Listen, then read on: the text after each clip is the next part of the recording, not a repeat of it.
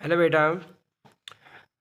इस वीडियो में बेटा हम अगले चैप्टर के क्वेश्चंस एक्सप्लेन करने वाले हैं। प्रिज्म द्वारा प्रकाश का वर्ण विक्षेपण, प्रिज्म द्वारा प्रकाश का अपवर्तन तथा वर्ण विक्षेपण, जिसमें बेटा हमारे सूत्र कुछ इस प्रकार होंगे। डेल्टा एम बराबर 2i माइनस है। यहाँ पर बेटा डेल्टा एम विचलन कोण है, आई आपतन कोण है, ए प्रिज्म कोण है, आर बराबर आर अपवर्तन कोण है, ए प्रिज्म कोण है, आर बराबर a/2, एन बराबर sine i upon sine r. यहाँ पर ए स्नेल का नियम है, आई जिसमें आपतन कोण है और आर अपवर्तन कोण है।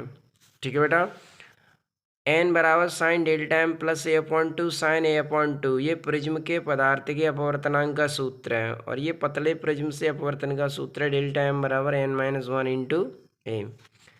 यहाँ पर एन अपवर्तनांक है, ए प्रिज्म कोण है, एन बराबर साइन आई 1 अपॉन साइन सी, सी क्रांतिक कोण है, एन अपवर्तनांक है। ये पूर्ण आंतरिक परावर्तन की स्थिति में होता है, एन बराबर 1 अपॉन साइन सी। ठीक है बेटा।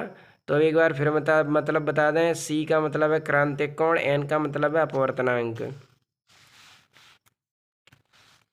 डेल्टा एम बराबर n-1 इंटू ए। डेल्टा एम है न्यूनतम विचलन कोण, एन अपवर्तनांक है, ए प्रिज्म कोण है। डेल्टा एम न्यूनतम विचलन कोण, ए प्रिज्म कोण है, एन अपवर्तनांक है। ठीक है। डेल्टा एम यहाँ पर न्यूनतम विचलन कोण है, आई आपतन कोण है, ए प्रिज्म कोण है, आर अपवर्तन कोण है, ए प्रिज्म कोण है, एन बराबर sine i upon sine r. तो बेटा यहाँ से अब शुरुआत करते हैं पहले न्यूमेरिकल की।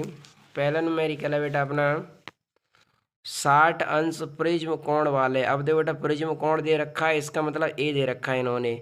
पीले प्रकाश के लिए न्यूनतम विचलन कोण, कौन से प्रकाश के लिए? पीले प्रकाश के लिए न्यूनतम विचलन कोण 30 अंश है। तो पीले प्रकाश का न्यूनतम विचलन कोण है 30 अंश। इस स्थिति में आपतन कोण का मान ज्ञात कीजिए। तो ए बराबर है 60 अंश, डेल्टा एम बराबर है 30 अंश, आपतन कोण आई पूछा है। तो ए बराबर कितना है 60 अंश, डेल्टा एम कितना है 30 अंश, आई हमें क्या करना है? ज्ञात करना है। तो यहाँ सूत्र लगाएंगे, डेल्टा एम बराबर 2i माइनस एम। तो डेल्टा एम कितना है 30, ए कितना है 60, माइनस का 60 इधर ले आओ, 60 और 30 कितना हो गया 90। तो 2 को इधर ले आओ, 2 से 90 क्या बार कट गया? 45 बार। क्या बार कट गया? 45 बार।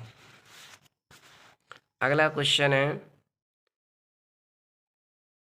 63 अंश कोण वाले प्रिज्म का पीले प्रकाश के लिए न्यूनतम विचलन कोण 29 अंश है। तो 63 अंश कोण वाले, ए बराबर कितना दे रखा है बेटा? 63 अंश। पीले प्रकाश के लिए न्यूनतम विचलन कोण डेल्टा एम कितना दे रखा है? 29 अंश। इस स्थिति में आपतन कोण का मान क्या होगा? यानी आई पूछा है हमें। क्या पूछा है? आई पूछा है। तो न्यूनतम विचलन कोण कितना है? 29 अंश। प्रिज्म कोण कितना है? 63 अंश। तो यहाँ पर ए बराबर दे रखा है हमें 63 अंश, डेल्टा एम कितना दे रखा है? 29 अंश, आई हमें क्या करना है? ज्ञात करना है। तो यहाँ सूत्र लाएंगे, डेल्टा एम बराबर 2i माइनस ए, और डेल्टा एम कितना है अपना बेटा? 29 अंश, 2i, ए कितना है? 63 अंश, माइनस का 63 इधर ले आओ, प्लस का हो जाएगा 63 और 29 कितने हो गए बेटा? 92। 2 को इधर पक्षांतर कर दो तो 2 से 92 के बार कट जाएंगे? 46 बार। तो आई कितना आ गया बेटा? 46 अंश। अगला है बेटा क्वेश्चन नंबर 3। क्वेश्चन नंबर 3 में क्या कह रखा है? एक 1.5 अपवर्तनांक वाले पतले प्रिज्म का प्रिज्म कोण है बेटा? ए 60 अंश है। ए कितना है? 60 अंश। तो उसका अल्पतम विचलन कोण कितना होगा? तो उसका अल्पतम विचलन कोण कितना होगा? डेल्टा एम पूछा है बेटा। प्रिज्म कोण ए कितना है? 60 अंश, एन कितना है? 1.5। तो यहाँ पर बेटा एन हमने रख दिया 1.5, ए कितना है? 60 अंश, डेल्टा एम हमें बेटा क्या करना है? ज्ञात करना है। तो यहाँ पर हम बेटा प्रिज्म के पदार्थ का अपवर्तनांक का सूत्र लगाएंगे, एन बराबर साइन डेल्टा एम प्लस ए अपॉन 2 अपॉन साइन ए अपॉन 2। एन कितना दे रखा है बेटा? 1.5। एन के स्थान पर 1.5 रखा, बराबर साइन डेल्टा एम प्लस ए अपॉन 2। तो डेल्टा एम हमें ज्ञात करना है, ए कितना है? 60 अंश, और एन कितना है? 1.5। तो बेटा ए के स्थान पर हमने 60 अंश रख दिया। यहाँ पे 2 से 60 को काट दें, कितने बार कट गया? 30 बार। 30 साइन 30 और यहाँ पर भी ए का मान रख देंगे 60। साइन 30 का मान कितना होता है 1/2। 1/2 का 1.5 में मल्टीप्लाई करें तो क्या हो जाएगा 1.5 इंटू 1.2। 2 से 1.5 को कैंसिल कर दो, कितना आ जाएगा बेटा 0.75। कितना आ जाएगा बेटा 0.75। अब ये 0.75 जो होता है बेटा वो साइन 48.6 का मान होता है। कितने का होता है साइन 48.6 का मान होता है। तो बेटा यहाँ से साइन बराबर हो जाएगा, तो इधर क्या बचेगा 48.6। इधर बचा डेल्टा एम प्लस 60/2। कितना बचा डेल्टा एम प्लस 60/2, तो डेल्टा एम प्लस 60/2। ठीक है बेटा। अब मल्टीप्लाई कर दो इसका, इसके बटे में एक मान देंगे, इसके बटे में एक मानेंगे, इसका मल्टीप्लाई इसमें करेंगे, इसका मल्टीप्लाई इसमें करेंगे। तो मल्टीप्लाई कर देंगे तो डेल्टा एम प्लस 60 हो जाएगा, 2 का मल्टीप्लाई इसमें करेंगे तो ये कितना हो जाएगा बेटा 97.2। कितना हो जाएगा 97.2। अब बेटा ये 60 अंश है, इसे इधर पक्षांतर कर देंगे तो डेल्टा एम बराबर 97.2 माइनस 60। तो 97.2 में से बेटा 60 को घटा देंगे तो कितना बचेगा बेटा 37.2 अंश। कितना बचेगा 37.2 अंश। ये आंसर हो जाएगा। ठीक है बेटा, डेल्टा एम कितना आ जाएगा 37.2 अंश। अगला क्वेश्चन है बेटा क्वेश्चन नंबर 4। और बेटा क्वेश्चन नंबर 4 में क्या क्या रखा है।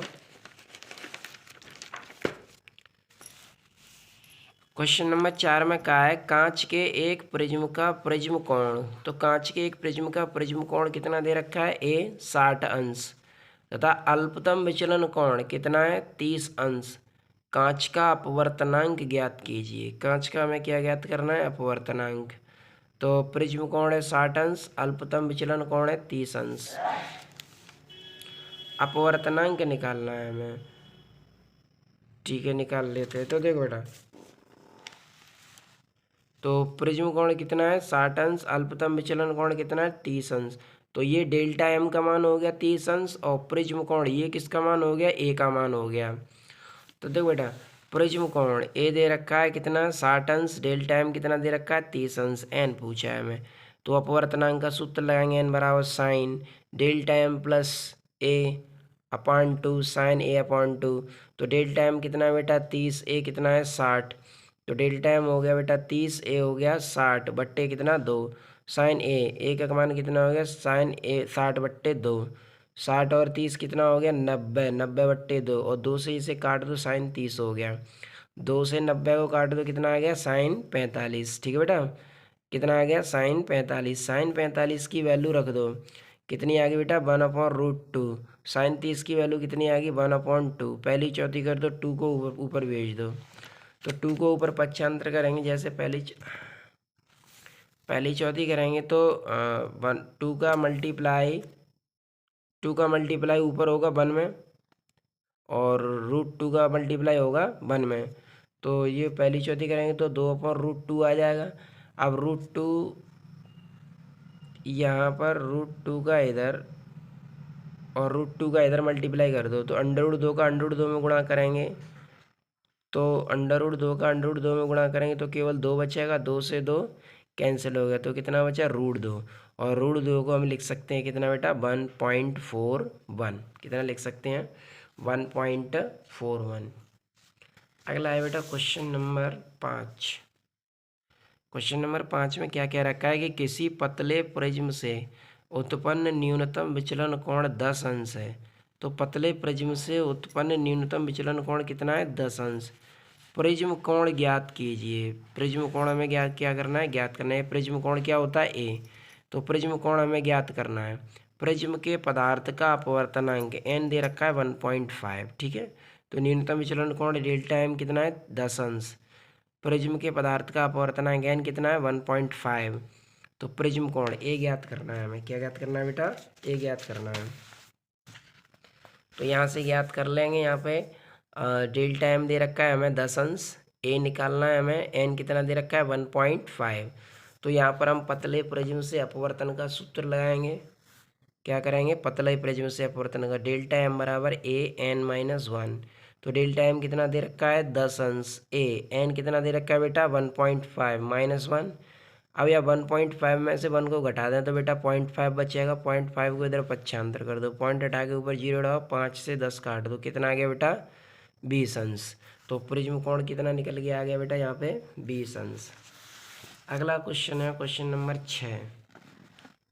क्वेश्चन नंबर 6 में क्या क्या रखा है बेटा, संलग्न चित्र में किरण पी क्यू प्रिज्म ABC के पृष्ठ AB पर अविलंबवत आपतित होती है। यदि प्रिज्म के पदार्थ का क्रांतिक कोण 45 अंश हो तो किरण PQ के संगत अपवर्तित तथा निर्गत किरणों को प्रदर्शित कीजिए। प्रिज्म के पदार्थ का अपवर्तनांक भी ज्ञात कीजिए।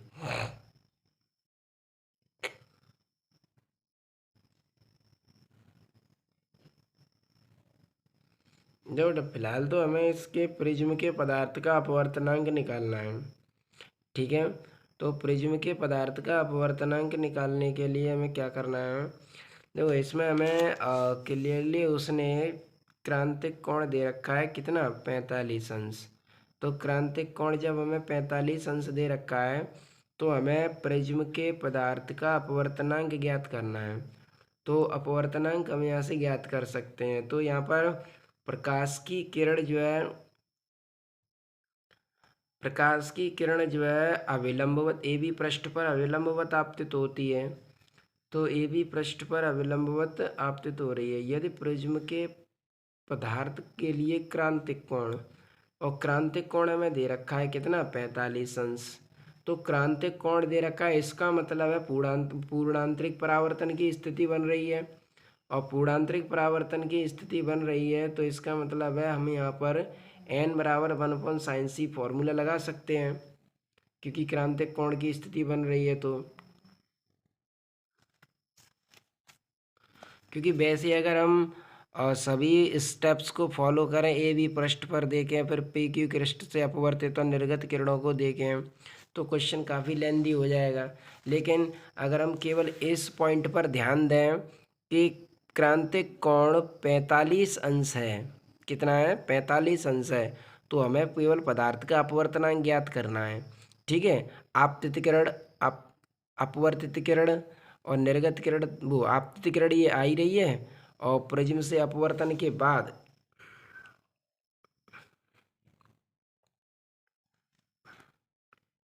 प्रिज्म से जब अपवर्तन होगा तो इसकी निर्गत किरण भी प्रदर्शित होगी। लेकिन फिलहाल हमें यहाँ निकालना है बेटा क्या अपवर्तनांक, क्या निकालना है अपवर्तनांक निकालते हैं। क्या निकालते हैं अपवर्तनांक। तो अपवर्तनांक निकालेंगे तो यहाँ पर C बराबर हो जाएगा कितना 45 अंश, n कितना n हमें ज्ञात करना है। तो अपवर्तनांक निकाल लेंगे, n बराबर 1/sin c, और sin c कितना है 45 अंश, और sin 45 का मान कितना होता है, sin 45 का मान होता है 1/√2। इसकी पहली चौथी करेंगे, √2 किधर आ जाएगा ऊपर, तो n बराबर हो जाएगा √2। n बराबर कितना हो जाएगा √2, ठीक है बेटा। n बराबर कितना हो जाएगा √2।